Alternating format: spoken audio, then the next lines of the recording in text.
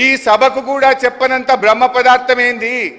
ఆర్థిక మంత్రి గారు సమాధానం చెప్పేటప్పుడు ఈ 10,000 ఎట్లా ఏ భూములు అమ్ముతారు, ఏ రకంగా అమ్ముతారు, ఈ 14,000 కోట్లు అడిషనల్ రెవెన్యూ మొబిలైజేషన్ ఏ రకంగా వస్తుంది, ఈ 24,000 కోట్ల రూపాయలు ఎట్లా చేస్తారో కూడా వారి సమాధానంలో చెప్పాలని నేను కోరుతా ఉన్నా అధ్యక్ష. ఈ భూములు అమ్మడం వద్దని మీరు మాట్లాడారు. నిజంగా మీ మాట మీద మీకు గౌరవం ఉంటే, ఆనాడు మీరు చెప్పిన మాట నిజమైతే దీన్ని ఉపసంహరించుకోవాలని చెప్పి కూడా మీ ద్వారా విజ్ఞప్తి చేస్తా ఉన్నా అధ్యక్ష. మొత్తంగా నాన్ ట్యాక్స్ రెవెన్యూ 35,000 కోట్లు, అందులో 24,000 కోట్లు భూములు అమ్ముతారట. మరి ఎట్లా అమ్ముతుందా? ఒకవైపు ఆర్థిక మాంద్యం ఉంది. హైదరాబాద్లో ఎవరైనా పెళ్లికో ఆరోగ్యపరంగానో అర్జెంటుగా ప్లాట్ అమ్ముకుందామంటే అమ్మని పరిస్థితి వచ్చింది. సరే, దానికి కారణాలు మీరే, దాన్ని లోతుకుపోతే అది మళ్ళీ పాలిటిక్స్ అవుతుంది, కానీ ఇంకోసారి మాట్లాడతారు అధ్యక్ష. అంటే ఓవరాల్గా చూస్తే గ్రాంటీన్ ఎయిడ్ కేంద్ర ప్రభుత్వం నుంచి వచ్చే దాంట్లో 12,000 కోట్లు ఎక్కువ పెట్టుకున్నారు. అదేవిధంగా నాన్ ట్యాక్స్ రెవెన్యూలో కూడా రానటువంటి 35,000 కోట్ల రూపాయలు పెట్టే ప్రయత్నం చేశారు. ట్యాక్స్ రెవెన్యూలో అటు ఎక్సైజ్లో 7,000 కోట్లు ఆదాయం పెంచుతామంటారు, స్టాంప్స్ అండ్ రిజిస్ట్రేషన్లో 4,000 కోట్లు పెంచుతామంటారు. అంటే ఇవన్నీ కూడా అన్రియలిస్టిక్గా బడ్జెట్ ప్రిపరేషన్ అనేటువంటిది జరిగిందనేటువంటిది జరుగుతూ ఉంది అధ్యక్ష. బాధ ఏంటంటే అధ్యక్ష, ఒకవైపేమో రానటువంటి ఆచరణ సాధ్యం కానటువంటి ఆదాయాన్ని ఎక్కువ చేసి చూపించే ప్రయత్నం చేశారు, అంకెల కూర్పు చేశారు. ఇంకొక వైపేమో తప్పకుండా ఖర్చు పెట్టాల్సినటువంటి డబ్బు దాన్నేమో తక్కువ చేసి చూపే ప్రయత్నం చేశారు అధ్యక్ష. మనం అందరం చూసాం, ఈవెన్ బడ్జెట్ బుక్లో బడ్జెట్ గారి బట్టి ప్రసంగంలో వారు ఏం చెప్పారు? ఏకకాలంలో రుణమాఫీకి 31,000 కోట్ల రూపాయలతో మేము చేస్తున్నామని బడ్జెట్ ప్రసంగంలో చెప్పారు. నేను ఇంటికి వెళ్ళిన తర్వాత వాళ్ళు ఇచ్చిన పెన్ డ్రైవ్ ఓపెన్ చేసి మరి 31,000 కోట్లు ఏడబెట్టినరు, ఎట్లా పెట్టినరు మొత్తం లెక్క చూస్తే అది ఎస్సీ సప్లైన్ల కొంత, ఎస్టీ సప్లైన్ల కొంత, జనరల్ల కొంత మొత్తం పెట్టినరు. చాలా డీటెయిల్గా మొత్తం చూసిన. మొత్తం తీస్తే ఏమొచ్చిందంటే అధ్యక్ష 26,000 కోట్లు మాత్రమే వస్తున్నది. అసలు చెప్పిందేమో రుణమాఫీకి ఒక దశలో 41,000 అన్నారు, 35 అన్నారు, 31 అన్నారు. మరి బడ్జెట్లో చూస్తే మాత్రం 26,000 కోట్లే పెట్టిండ్రు. అంటే మరి మిగతా 5,000 కోట్లు ఏం జరగాలి? ఎక్కడి నుంచి ఇస్తారు? లేదు ఈ సంవత్సరం ఇవ్వకుండా నెక్స్ట్ ఇయర్ ఇస్తారా? లేదు కోతలు పెట్టినారు కదా, చాలా కోతలు పెట్టినారు రుణమాఫీ విషయంలో. లైక్ రేషన్ కార్డ్ అని, పిఎం కిసాన్ అని, ఎన్పిఏ అకౌంట్స్ అని, రీషెడ్యూల్ అకౌంట్స్ అని రకరకాలుగా కోతలు పెడతా ఉన్నారు. మరి కోతలతోనే ఏమైనా 31 నుంచి 25,000కు తగ్గిస్తారా? వారి సమాధానంలో స్పష్టత ఇవ్వాలని గౌరవనీయులు భట్టి గారిని నేను మీ ద్వారా కోరుతున్నాను అధ్యక్ష. ఇంకొక బాధ కలిగేది ఏంటంటే అధ్యక్ష, డిసెంబర్ 9 నాడు రుణమాఫీ చేస్తామని ప్రభుత్వం చెప్పింది. సరే, వారికి ఆర్థిక వెసులుబాటు కలగలేదా, కారణాలు ఏదైనా, ఇప్పుడు 15 ఆగస్టు లోపు చేస్తామంటున్నారు. కానీ బ్యాంకుల్లో ఏం జరుగుతుందంటే అధ్యక్ష, 9th డిసెంబర్ వరకే వడ్డీ చెల్లించి 9th డిసెంబర్ నుంచి జూలై వరకు ఉన్నటువంటి అప్పును రైతులే కట్టాలి అని చెప్పి బ్యాంకు వాళ్ళు ఆ వడ్డీని రైతుల నుంచి వసూలు చేస్తున్నారు. ఇప్పుడు ఎందుకంటే మీరు ఆలస్యం చేసిరు, డిసెంబర్ 9 అని ఆగస్టు 15కు రుణమాఫీని ఆలస్యం చేసింది మీరు. మొదటి సంతకం అన్నారు, మొదటి రోజు చేస్తామన్నారు, కారణాలు ఏదైనా 15 ఆగస్టు అన్నారు. ఆలస్య కారణం మీరు, వడ్డీ రైతులు ఎందుకు చెల్లించాలి అని అడుగుతా ఉన్నా. ఒక చిన్న ఎగ్జాంపుల్ నేను మీకు తెలియజేస్తున్నా అధ్యక్ష. ఇది మెదక్ జిల్లా నర్సాపూర్ నియోజకవర్గము, రైతు పేరు సాధు ఆంజనేయులు, కొత్తపేట గ్రామం అధ్యక్ష. ఆయనకున్న అప్పు 90,879. 90,879 డిసెంబర్ 9 నాడు ఉండే. మీరు 90,879 మాఫీ చేసిండ్రు. ఆయనకు మెసేజ్ వచ్చింది, సంతోషంగా బ్యాంకుకు పోయింది. బ్యాంక్ అధికారి, ఇది ఆయన బ్యాంక్ అధికారి రాసిచ్చింది అధ్యక్ష, ఆయన పెన్ రైటింగ్ ఇది ఆ రైతు కట్టిన రిసిప్ట్. బ్యాంక్ అధికారి ఏమన్నాడు? బాబు, డిసెంబర్ 9 నాటికి వడ్డీ రాష్ట్ర ప్రభుత్వం ఇచ్చింది, డిసెంబర్ 9 నుంచి ఈరోజు జూలై 22 వరకు వడ్డీ 9,000 రూపాయలు అయింది. ఆ వడ్డీ 9,000 నువ్వు కడితేనే రుణమాఫీ చేస్తామని బ్యాంక్ అధికారి రాసిచ్చిండు. ఇగో ఆ రైతు 9,000 కట్టి తెచ్చుకున్న రిసిప్ట్. అంటే మీరు ఆలస్యం చేసి రైతుల మీద వడ్డీ భారం వేయడం న్యాయమా? దీని మీద ఆర్థిక మంత్రి గారు తన సమాధానంలో చెప్పాలి. ఇది ఒక్కటే కాదు, ఇట్లాంటి చాలా ఎగ్జాంపుల్స్ నేను నా దగ్గర. కరీంనగర్ జిల్లా కోహెడ మండల రైతులు కూడా రోడ్డెక్కి ఈ వడ్డీ భారం మా మీద ఎందుకు వేస్తున్నారని ధర్నాలు చేసిండ్రు. I request Honorable Finance Minister, while he is giving the reply, he should clarify this.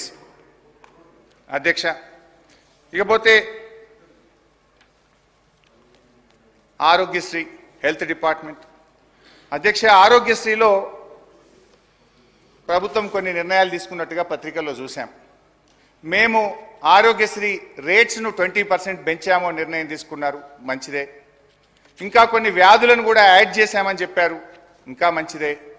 5 లక్షల నుంచి 10 లక్షల రూపాయలకు ఆరోగ్యశ్రీ యొక్క దాని స్కేల్ కూడా పెంచాం, 10 లక్షల దాకా ఉచిత వైద్యం చేసుకోవచ్చు అన్నారు, చాలా మంచిది. కానీ బడ్జెట్ చూస్తే పోయినసారి మేము 1101 కోటి రూపాయలు పెడితే ఈసారి తగ్గించి 1065 కోట్లు పెట్టారు. ఇది ఎట్లా సాధ్యమైంది? మీరు వ్యాధుల సంఖ్య పెంచి 5 లక్షల్ని 10 లక్షలకు పెంచి 20% రేట్లు పెంచి బడ్జెట్ తగ్గిస్తే ఇది ఆచరణ సాధ్యమేనా అని నేను అడుగుతా ఉన్నా. అధ్యక్ష, ఇక్కడ ఒక చిన్న విషయం ప్రభుత్వం దృష్టికి తెస్తా ఉన్నా. గవర్నమెంట్లు అనేటువంటివి వస్తూ ఉంటాయి, పోతూ ఉంటాయి, ప్రభుత్వాలు మారుతుంటాయి, ఎవరం కూడా పర్మనెంట్ కాదు. మా ప్రభుత్వం వచ్చినప్పుడు గౌరవనీయులు కేసీఆర్ గారు ముఖ్యమంత్రిగా కూర్చొని ఒక మాట అన్నారు అధ్యక్ష. గౌరవనీయులు అప్పటి మాజీ దివంగత ముఖ్యమంత్రి వైఎస్ రాజశేఖర రెడ్డి గారు ప్రవేశపెట్టినటువంటి ఆరోగ్యశ్రీ పథకం చాలా మంచి పథకము. మా ప్రభుత్వం పేరు కూడా మార్చకుండా యథావిధిగా ఆ పథకాన్ని కొనసాగిస్తామని చెప్పాం, 10 ఏళ్ళు కొనసాగించాం.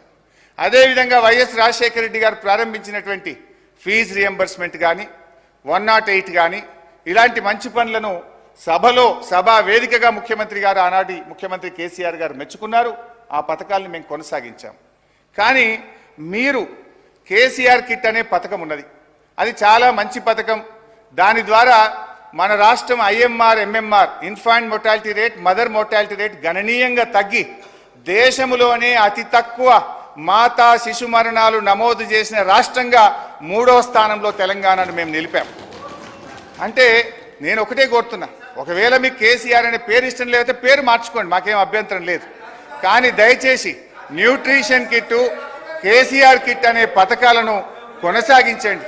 మీరు పేరు మార్చుకున్నా మాకు అభ్యంతరం లేదు, కానీ రాజకీయాల కోసం ఆ పేద గర్భిణీ స్త్రీల కడుపు కొట్టకండి, రేపటి పుట్టబోయే బిడ్డల భవిష్యత్తు మీద దెబ్బ కొట్టకండి. న్యూట్రిషన్ కిట్, కేసీఆర్ కిట్ పథకాలను దయచేసి కొనసాగించాలని మీ ద్వారా ప్రభుత్వాన్ని నేను కోరుతా ఉన్నా అధ్యక్ష,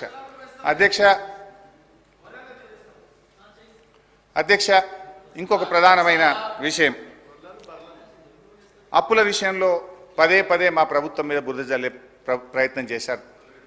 అయితే నేను గౌరవనీయులు భట్టి గారు నేను చెప్పేది విని వారి సమాధానంలో ఒకవేళ నేను తప్పైతే వారు క్లారిఫికేషన్ ఇవ్వాలని కోరుతా ఉన్నా. ఇది సభలో ఆ రోజు ప్రవేశపెట్టిన తెలంగాణ రాష్ట్ర ఆర్థిక శ్వేతపత్రం. ఇదే విషయాన్ని తన బడ్జెట్ ప్రసంగంలో కూడా నిన్న గౌరవనీయులు భట్టి గారు బడ్జెట్ ప్రసంగంలో కూడా చెప్పారు. నేను సభ రికార్డు కూడా సెట్ చేయాలనుకుంటున్నా, వాస్తవాలు కూడా మీ ముందు, మీ ద్వారా గౌరవ ప్రభుత్వం ముందు, ప్రజల ముందు పెట్టాలనుకుంటున్నా.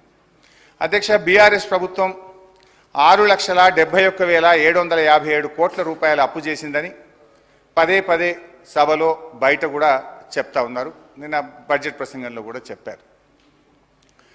డిసెంబర్ 23 నాడు మీరు విడుదల చేసిన శ్వేతపత్రంలో 4 రకాల అప్పులను మీరు చూపించారు. అందులో 2 రకాల అప్పులేమో రాష్ట్ర ప్రభుత్వం చెల్లించాల్సినటువంటి అప్పులు, 2 రకాల అప్పులేమో రాష్ట్ర ప్రభుత్వం చెల్లించదు, రాష్ట్ర ప్రభుత్వం మీద భారం లేనటువంటి అప్పులు.